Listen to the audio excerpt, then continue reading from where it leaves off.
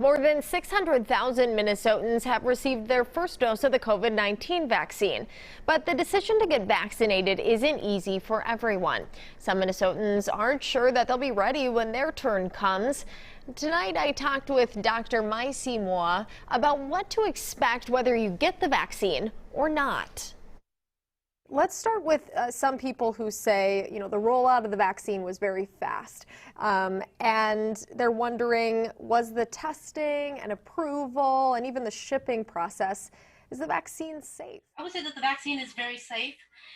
The technology to develop the Pfizer and Moderna vaccine is well known and well tested. It just wasn't used before because there wasn't the need for it.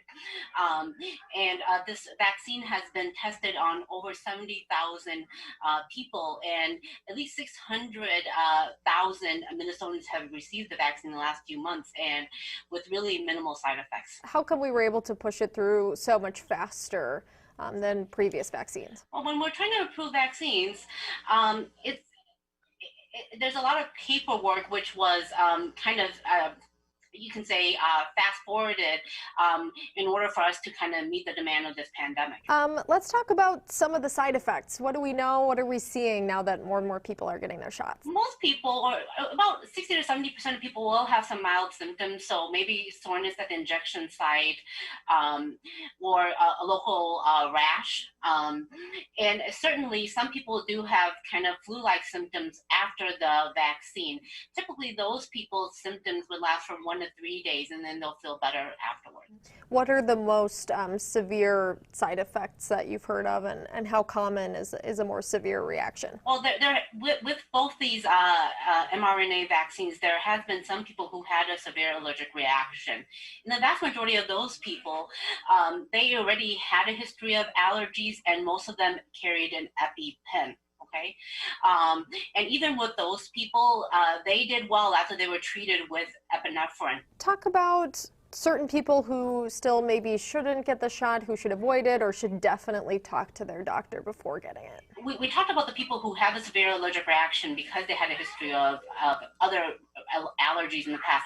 I would still say for those people, it's fairly safe for them to get the vaccine. I would just recommend that they carry their EpiPen with them and let the people know that they have a history of allergies. And then no one should get the vaccine if they are allergic to any of the components of the vaccine, or if they are under the age of, I think it's 16 for the Pfizer and 18 for the Moderna. Yeah, so kids are still sort of up in the air as far as what's going to happen with children. Do you know where we're at with that process? There are some trials now for children, so we're looking to see what the results are. We've done some stories as well about pregnant women and getting the vaccine. Is it okay for pregnant women to get it? Well, when the studies was conducted, it was not done with pregnant women. But I do believe that the ACOG, which is the American College of OBGYNs, do recommend that pregnant women consider getting the vaccine, because the risk of getting COVID is a lot worse than the risk of getting the vaccine. A lot of people may have already have had, knowingly or unknowingly, had COVID-19. If you have had the virus, do you still need to get vaccinated? The answer is yes. And even in the studies that were conducted by the people who, by both Pfizer and Moderna, certain people within the study population actually had COVID prior to getting the vaccine, and those people did fine. Also, the vaccine causes a more strong immune response than someone who may have had a mild COVID infection. And any differences that we're hearing about, people who've had COVID versus not had COVID when they get their vaccine? Do they react differently, or is it the same? There isn't really a lot of information out on that yet. Can you achieve immunity to COVID-19 without getting your vaccination? Is there any other way that you would build up the antibodies? Well, if someone's had the infection, they probably have some immunity. The concern is that how strong that immunity is, because there has been several cases where people have had the COVID infection and then develop a second infection later. And it was not a long COVID syndrome. It was a new infection. Right now, we think that maybe the antibodies may protect people for 3 to 6 months. It's really hard to say at this point. So the bottom line is, even if you've had it, you should still consider getting the vaccine. Yes. Okay. Yes.